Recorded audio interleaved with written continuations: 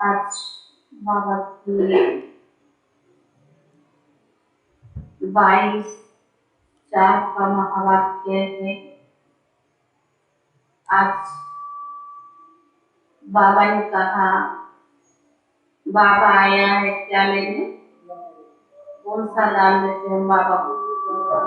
हमारे पास क्या है?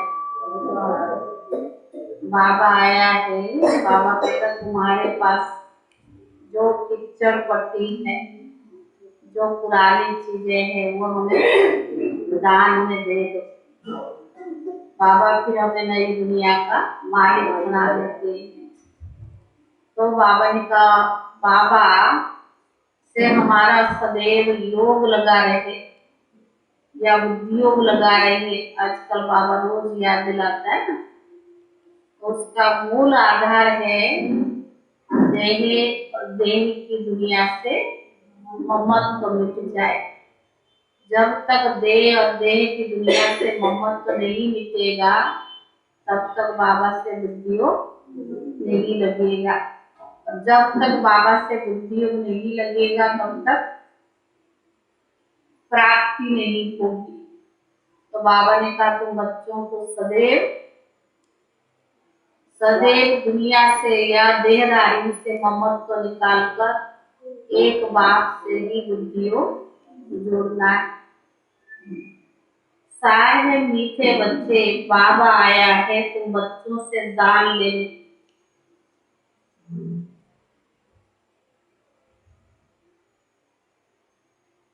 तुम्हारे पास जो भी पुराना किचड़ा है, उससे दान दे दो तो पुण्य आत्मा बन जाएगी। तुम्हारे पास जो भी पुराना किचड़ा है, उससे दान दे दो तो पुण्य आत्मा बन जाएगी। प्रश्न है, पुण्य की दुनिया में चलने वाले बच्चों प्रति बाप की श्रीमत क्या है? पुण्य की दुनिया में चलने वाले बच्चों प्रति बाप की श्रीमत क्या है?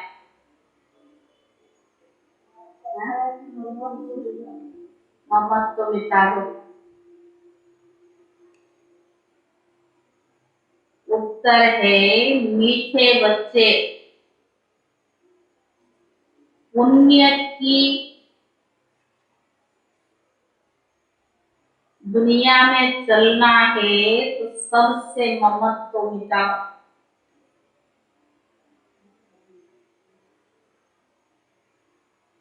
पांच विकारों को छोड़ो।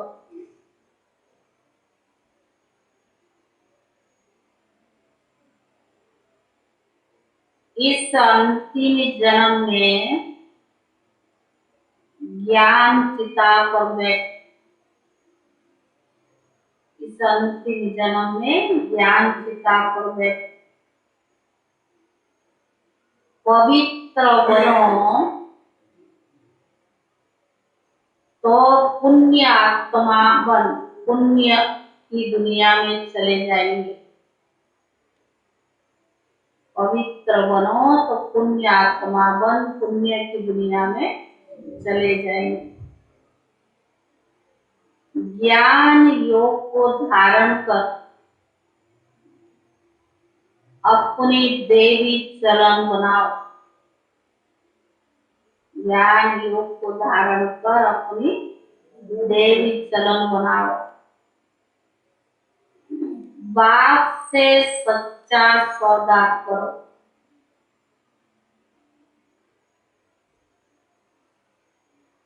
बाप तुम्हारे से लेते कुछ नहीं,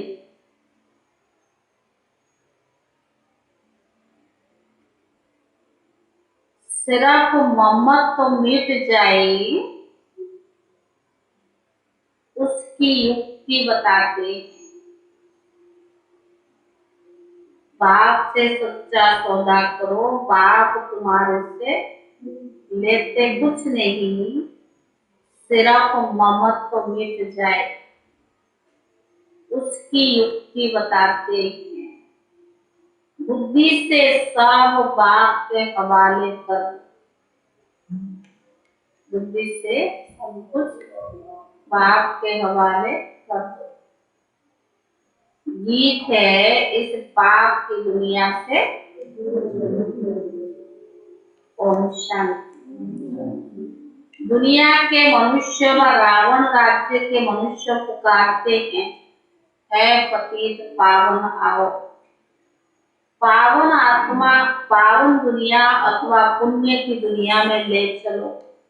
गीत बनाने वालों को इन बातों की समझ नहीं। पुकारते हैं रावण राज्य से राम राज्य में ले चलो, परंतु अपने को कोई पति समझते नहीं। अपने बच्चों के पास तो सन्मुख बाप बैठे हैं, राम राज्य में ले चलने के लिए, श्रेष्ठ बनने के लिए श्रीमत भी दे रही है। भगवान वाच, राम भगवान वाच नहीं, भगवान तो निराकार है। निराकारी, आकारी, साकारी तीन दुनिया है ना। निराकारी परमात्मा निराकारी बच्चों को यानी आत्माओं के साथ निराकारी दुनिया में रहने वाले हैं। अभी बाबा आया हुआ है स्वर्ग का राज्य भाग्य देने, हमको पुण्य आत्मा बनाने। राम राज्य माना दिन और रावण राज्य माना रात। यह बातें और कोई नहीं जानते, तुम्हारे में भी बिरला कोई जानते हैं।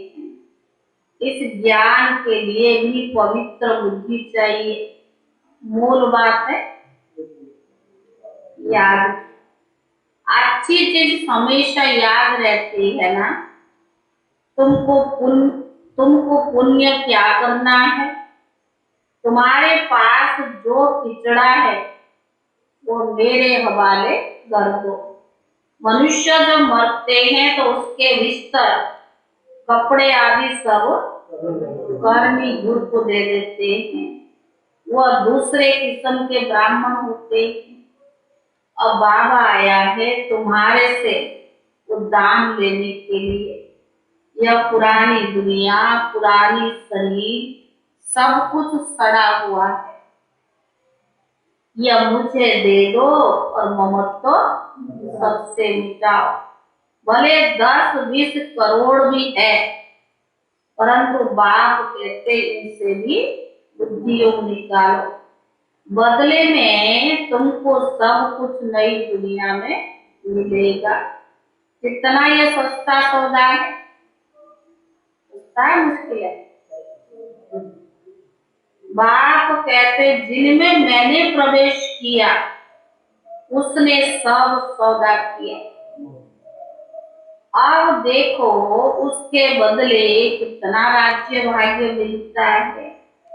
कुमारियों को तो कुछ भी देना ही नहीं है। वर्षा मिलता है बच्चों को, तो उनको मिल्कियत का नशा रहता है। लौकिक में बच्ची को थोड़ी मिलती है, बच्चे को। आजकल स्त्री को हाफ पार्टनर थोड़ी बनाते हैं, सारा बच्चों को दे देते हैं। पुरुष मर जाता तो स्त्री को कोई पूछता भी नहीं। यहाँ तो तुम बाबा से फूल वर्षा लेते हो। यहाँ तो कोई मेल फीमेल का सवाल ही नहीं है, सब वर्षे के अधिकारी है। माताओं कन्याओं को तो और ही हक जास्ती मिलता है, क्योंकि कन्याओं का लौकिक बाप के वर्षे में ममत्व नहीं है। वास्तव में तुम सब कुमार कुमारियां होगे। बाप से कितना वर्षा पाया है। एक कहानी है राजा की।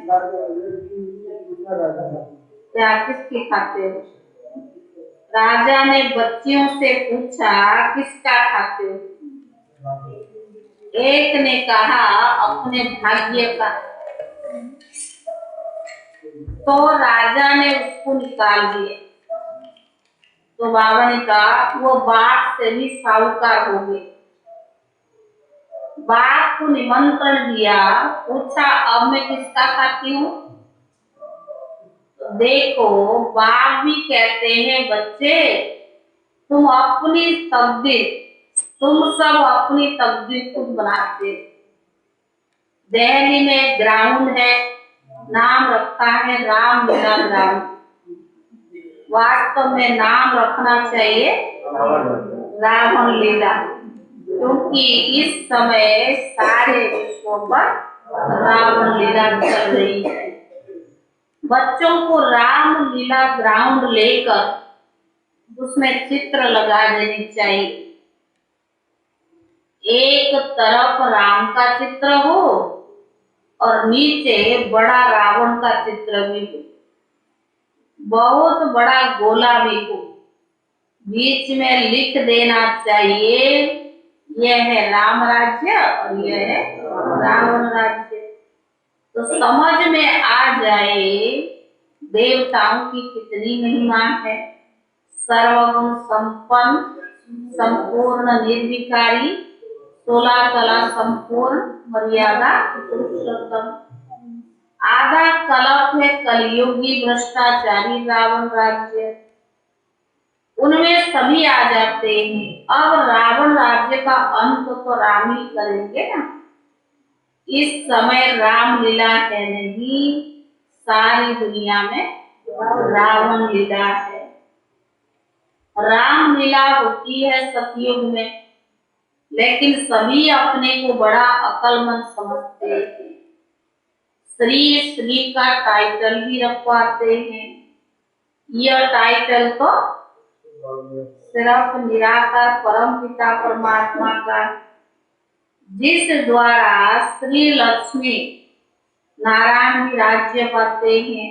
अब बाबा आया है तुमको भक्ति रूपी अंधकार से छुड़ाकर सूत्र में ले जाते, जिसमें ज्ञान योग होगा उनकी चलन भी देवी होगी। आसुरी चलन वाले किसका भी कल्याण कर ही नहीं सकते। झट मालूम पड़ जाता है इसमें आसुरी अवगुण है या देवी गुण है। अभी तक कोई तो संपूर्ण है नहीं, अभी बनते जाते हैं। तो बाबा तो दाता है, तुमसे क्या लेंगे? जो भी कुछ लेते हैं वो तुम्हारी सेवा में लगा देते हैं। बाबा ने इनको भी सरेंडर कराया। भट्टी बनानी है, बच्चों की पालना करनी है, पैसे बिगर इतनों की पालना कैसे हो? इसलिए बाबा कहते साधारण कर, लेकिन इतना की बाबा के पास यज्ञ की स्थापना करने में काम आए। पहले बाबा ने इनको अर्पण किया, फिर जो आए उनको भी अर्पण करवाया, परंतु सभी की एक रस अवस्था बनी नहीं, बहुत चले भी गए। इसीलिए बिल्ली के पुंगरों की कहानी है ना, नंबर बार पुरुषार्थ अनुसार सब पक करके निकले। बाबा तो पुण्य आत्माओं की दुनिया में ले चलते, सिर्फ कहते 5 विकारों को छोड़ो, हम तुमको प्रिंस प्रिंसेस बनाएंगे। ब्रह्मा का साक्षात्कार घर बैठे बहुतों को हो जाता है, वहां से लिखकर भेज देते हैं बाबा हम आपके बन गए, हमारा सब कुछ आपका है। बाबा कुछ लेते नहीं, बाबा कहते सब कुछ अपने पास रखो। यहाँ मकान बनाते हैं, कोई पूछते हैं पैसा कहाँ से लाया। मधुबन में मकान बनता है कि कहाँ भी बाबा के घर पर क्या पूछते कहाँ से पैसा लिया? अरे बाबा के इतने ढेर बच्चे, प्रजापिता ब्रह्मा का नाम तो सुना है ना, कहते सिर्फ ममत्व तो मिटाओ, रहना है, गृहस्थ व्यवहार में सब कुछ करना है, लेकिन बाबा कहता सिर्फ ममत्व का। तुम्हें वापस जाना है, बाबा को याद करो। हमको भगवान पढ़ाते तो खुशी का पारा भी चढ़ जाना चाहिए। लक्ष्मी नारायण को भगवान नहीं कहेंगे, देवी देवता कहेंगे। भगवान के पास भगवती होती नहीं। लक्ष्मी नारायण को भगवान नहीं कहेंगे, देवी देवता कहेंगे। कितनी युक्ति की बात, सिवाय सन्मुख को ये बातें और कोई समझ ना सके। गाते भी है समेश तो माता पिता, समेश तो बंधु सखा। ज्ञान ना होने के कारण लक्ष्मी नारायण के आगे, हनुमान के आगे, गणेश के आगे जाकर यह महिमा गाते रहते हैं। अरे वो तो साकारी थे, उनको अपने बच्चे भी माता पिता कहेंगे। तुम उनके बच्चे हो क्या? लक्ष्मी नारायण, गणेश, हनुमान, उनको तो अपने बच्चे होंगे, तुम उनका बच्चे हो क्या? तुम तो रावण के राज्य में हो, ये ब्रह्मा भी माता है। इन द्वारा बाबा कहते हैं तुम मेरे बच्चे हो, परंतु माताओं कन्याओं को संभालने वाली भी कौन चाहिए? माता चाहिए। एडाप्टेड बच्ची बीके सरस्वती है। कितनी दुर्लभ बातें। बाबा जो ज्ञान देते वह कोई शास्त्र में है नहीं। भारत का एक मुख्य शास्त्र है गीता, उनमें ज्ञान की पढ़ाई की बातें, उनमें चरित्र की कोई बात नहीं, ज्ञान से मर्तबा मिलता है। बाबा जादूगर है, तुम गाते हो रत्नागर जादूगर, तुम्हारी झोली भर देती है स्वर्ग के लिए। साक्षात्कार तो भक्ति मार्ग में भी करते हैं, परंतु उनसे कुछ लाभ नहीं। वापस से दूसरे तो कितने साक्षात्कार किए, अभी तो किया होगा, लेकिन उससे कोई फायदा नहीं हुआ। तो बाबा ने कहा परंतु उनसे कोई कुछ लाभ नहीं, लिखेंगे पढ़ेंगे तो बनेंगे नवाब। साक्षात्कार से तुम कोई वो बन गए क्या? साक्षात्कार मैं कराता हूँ, पत्थर की मूर्ति थोड़ी साक्षात्कार कराएगी। नोधा भक्ति में भावना तो शुद्ध रखते हैं, उनका अधूरा भी मैं ही देता हूँ, परंतु तमो प्रधान तो बनना ही है ना। मीरा ने साक्षात्कार किया, परंतु ज्ञान तो कुछ नहीं था। मनुष्य तो दिन प्रतिदिन तमो प्रधान होते जाएगी। अभी तो सभी मनुष्य पतित है, गाते भी है हमें ऐसी जगह ले चलो जहाँ सुख और चैन पाए। तुम भारतवासियों को सतयुग में बहुत सुख था, सतयुग का नाम वाला है ना, स्वर्ग भारत में था, परंतु समझते नहीं, यह भी नहीं जानते भारत ही प्राचीन था, स्वर्ग था, वहां कोई और धर्म नहीं था। सब बातें बाबा ही बैठकर समझाते हैं। तुम अभी अब श्रवण कुमार कुमारियां बनते। श्रवण कुमार मान सुनते हैं। तो बाबा ने कहा तुम अभी श्रवण कुमार की सुना है ना, भक्ति मार्ग में कितना गाए। तुम सबको ज्ञान की कावड़ पर बिठाते हो, तुमको सब मित्र संबंधी को ज्ञान देकर उठाना है। बाबा के पास युगल भी आते हैं। आगे तो जिस्मानी ब्राह्मण से हथियाला बंधवाते थे, अभी तुम रूहानी ब्राह्मण काम चिता का हथियाला तोड़ते हो। बाबा के पास आते हैं तो बाबा पूछते हैं स्वर्ग में चलेंगे? कोई कहते हैं हमको स्वर्ग यहाँ ही है, अरे वो तो अलग काल का स्वर्ग है। मैं तुमको 21 जन्मों के लिए स्वर्ग दूंगा, परंतु पहले पवित्र रहना पड़ेगा। बस इस बात में फिर सब ढीले पड़ जाते। कभी तो कहते ना यहाँ ज्ञान अच्छा है, सब अच्छा है, लेकिन जो मर्यादा है ना यहाँ की, बाहर का नहीं खाना, पवित्र रहना, ये थोड़ा मुश्किल लगता है। अरे बेहद का बाप कहते ये अंतिम जन्म ज्ञान चिता पर बैठो तो देखा जाता है स्त्रियां झट आ जाती है। कोई फिर कहती है हमारा पति परमेश्वर को नाराज कैसे करे, ऐसे भी कई कही है। बाबा के बने तो कदम कदम श्रीमत पर चलना पड़े। अब बाबा आया है स्वर्ग का मालिक बनाने, पवित्र बनना तो अच्छा है। फूल कलंकित मत बनो, बाबा कहेंगे लौकिक बात तो चमाट भी मारेंगे। मम्मा मीठी होती है, बहुत मीठा रहम दिल बनना है। बाप कहते बच्चे तू मुझे बहुत गालियां देते, वापस से क्या किया, सर्वव्यापी कह दिया। जो सेकंड पास हुआ वो ड्रामा, परंतु आगे के लिए खबरदार रहना कि हमारा खाता खराब ना हो। जो अनजान में अज्ञान काल में हो गया तो हो गया, जानबूझ के नहीं किया। ज्ञान मार्ग में आकर के ऐसा कर्म ना करो जो अपना खाता खराब होगा। हर एक को अपनी प्रजा को बनानी है, बारिश भी बनाना है, मुरली कभी मिस नहीं करना चाहिए,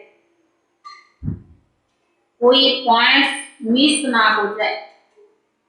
रोज कुछ ना कुछ अच्छा पॉइंट पाता है। तो ऐसे भी समय आएगा जो कान में पड़ा हुआ होगा तो आएगी अपनी काम।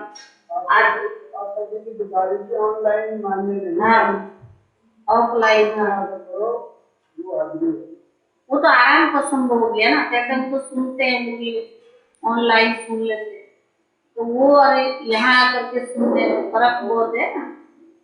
अच्छे अच्छे ज्ञान रतन निकल जाए, सुने नहीं तो धारणा कैसे करेंगे।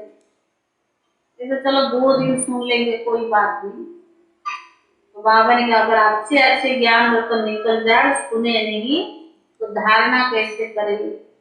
रेगुलर स्टूडेंट जो होते हैं मुरली कभी भी मिस नहीं करेंगे। कोशिश करना चाहिए, रोज बाणी पढ़नी भी चाहिए, सुननी भी चाहिए, कोशिश करना है।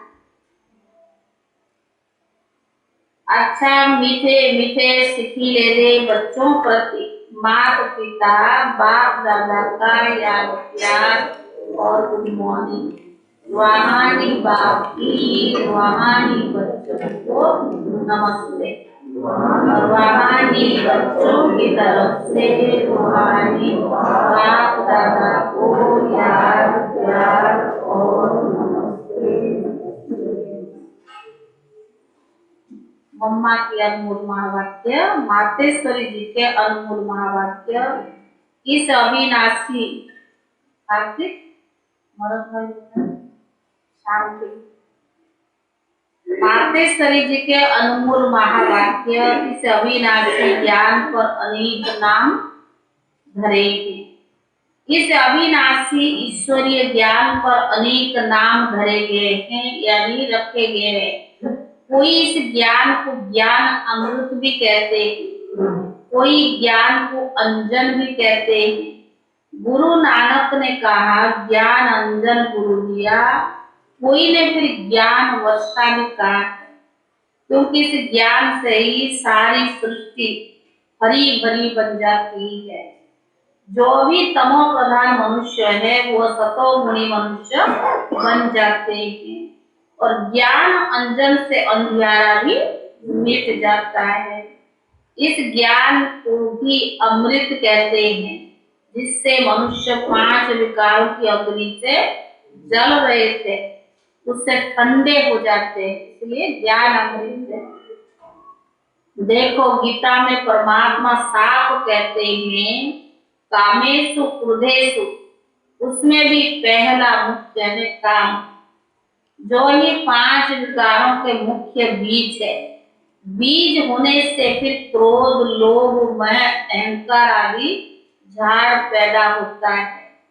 उससे मनुष्य की बुद्धि भ्रष्ट हो जाती है।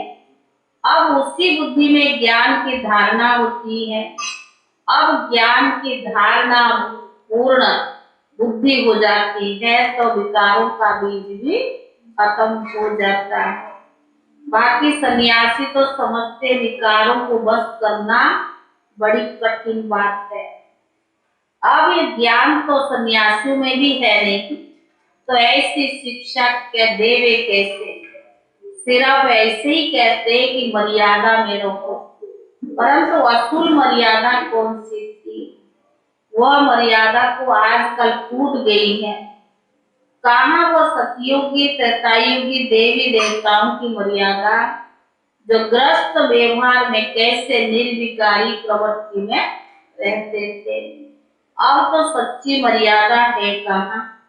आजकल तो उल्टी विकारी मर्यादाएं पालन कर रही हैं। एक दो को ऐसे ही सिखलाते हैं कि मर्यादा में चलो। मनुष्य का पहला फर्ज है वह भी नहीं जानते। बस इतना ही प्रचार करते कि मर्यादा में रहो, मगर इतना भी नहीं जानते कि मनुष्य की मुख्य पहली मर्यादा कौन सी है। मनुष्य की पहली मर्यादा है निर्विकारी बनना। अगर कोई से पूछा जाए तुम इस मर्यादा पर रहते हो, तो कह देते आजकल कलियुग की दुनिया सृष्टि में निर्विकारी होने की हिम्मत नहीं है। अब मुख से कहना कि मर्यादा में रहो, निर्विकारी बनो, इससे तो कोई निर्विकारी नहीं बन सकता है ना। निर्विकारी बनने के लिए पहले इस ज्ञान तलवार से इन 5 विकारों के बीज को खत्म करना है, तभी ही विक्रम विनाश हो सकेंगे। धारणा के लिए मुख्य सार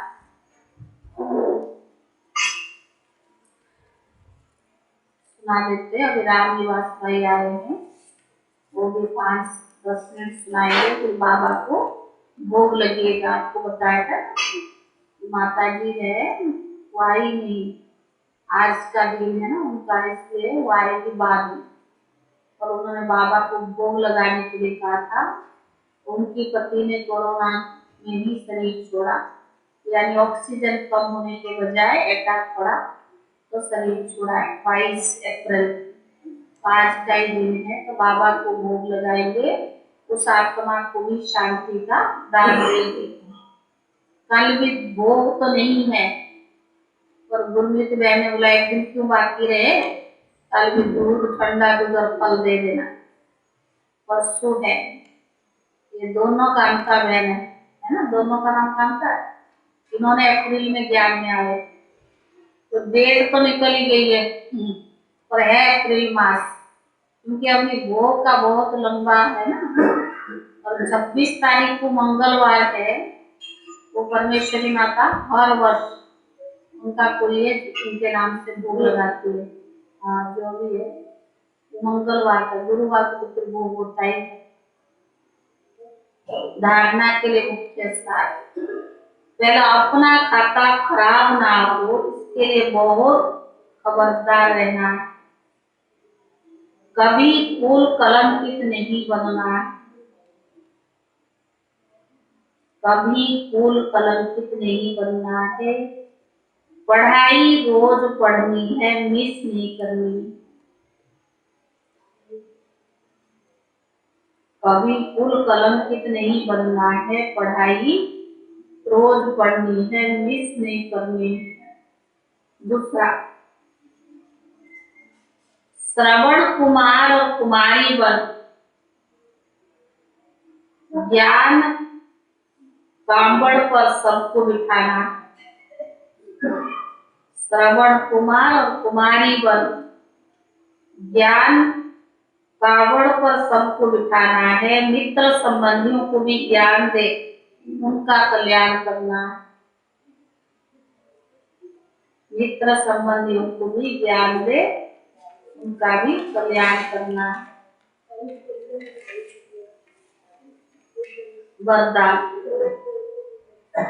अपने ऑक्यूपेशन की स्मृति द्वारा मन को कंट्रोल करने वाले राजयोगी भव।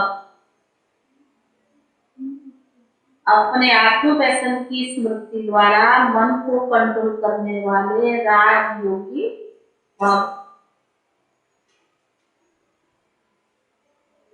अमृत वेले तथा सारा दिन में बीच बीच में अपने ऑक्यूपेशन को स्मृति में लाओ कि मैं राजयोगी हूँ। राजयोग की सीट पर सीट सेट होकर रहो। राजयोगी हूँ, राजयोगी की सीट पर सेट होकर रहो। राजयोगी माना राजा, उसमें कंट्रोलिंग रोलिंग पावर होती है। हाँ? राजयोगी माना राजा, उसमें कंट्रोलिंग रोलिंग पावर होती है। वह 1 सेकंड में मन को कंट्रोल कर सकते। वे कभी अपने संकल्प, बोल और कर्म को व्यर्थ नहीं गवा सकते। वह कभी अपने संकल्प, बोल और कर्म को व्यर्थ नहीं गवा सकते। अगर चाहते हुए भी व्यर्थ चला जाता तो उससे नॉलेज को यानी राजा नहीं कहेंगे। स्लोगन, स्व पर राज्य करने वाले ही स्वराज्य अधिकारी। स्लोगन है, स्व पर राज्य करने वाले ही सच्चे स्वराज्य अधिकारी। ओम शांति।